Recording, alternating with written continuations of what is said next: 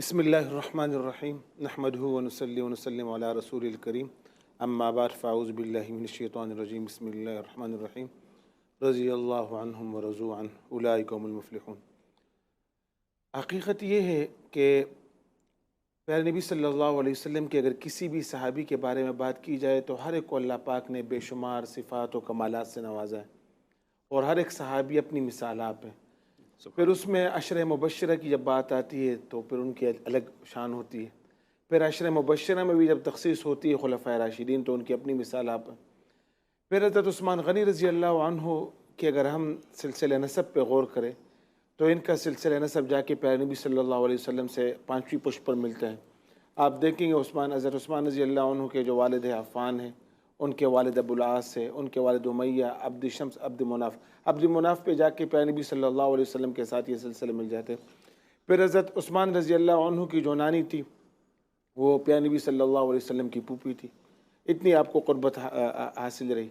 پھر جس طرح پیارے نبی صلی اللہ علیہ وسلم کے داماد ہونا، پھر اس طرح داماد ہونا کہ ذی النورین کہ کسی بھی امتی کو اتنا بڑا اعزاز اور اتنا بڑا مقام حاصل نہیں۔ پھر حضرت عثمان غنی رضی اللہ عنہ سے پیارے نبی صلی اللہ علیہ وسلم کی خاص محبت تھی۔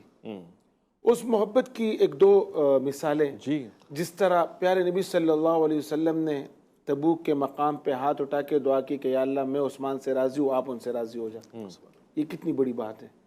پھر دوسری جگہ اسی میدان پہ جب حضرت عثمان رضی اللہ عنہ نے کچھ تعاون پیارے نبی صلی اللہ علیہ وسلم کے اپیل پہ پیش کیا تو پیارے نبی صلی اللہ علیہ وسلم نے وہاں پہ یہ دعا دی کہ اس عمل کے بعد عثمان کو کوئی بھی چیز نقصان نہیں پہنچا سکتا۔ صحیح۔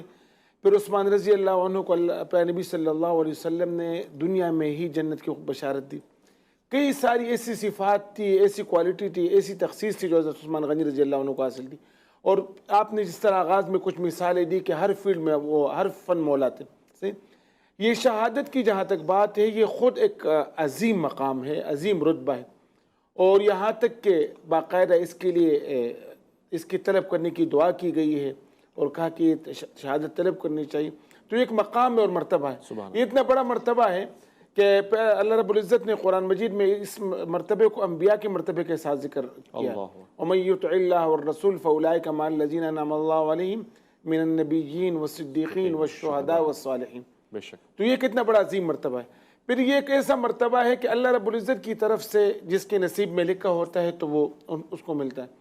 تو حضرت عثمان غنی رضی اللہ عنہ کے نصیب میں تو اللہ رب العزت کی طرف سے یہ فیصلہ تھا کہ آخر میں یہ ہونا ہے، اور اس کے بارے میں باقاعدہ پیارے نبی صلی اللہ علیہ وسلم نے آپ کو پہلے سے یہ بات بتائی تھی کہ آپ کو جو ہے خلافت کی قمیص پہنایا جائے گا اور آپ نے اس کو نہیں اتارنا ہے یہاں تک کہ آپ مجھ سے ملو۔ اب وہ مقام اور مرتبہ، اگرچہ اس مقام اور مرتبے سے پہلے ہی جنت کی خوشخبری وہ، لیکن وہ جو اتنی کوالٹی، اتنی صفات تھی تو اللہ رب العزت کو یہی منظور تھا کہ آخر میں ایک ایسی صفت ہو کہ وہ تاکہ کچھ بھی باقی نہ رہے، سب چیز پوری ہو جائے۔ تو یہ ہر ایک زاویے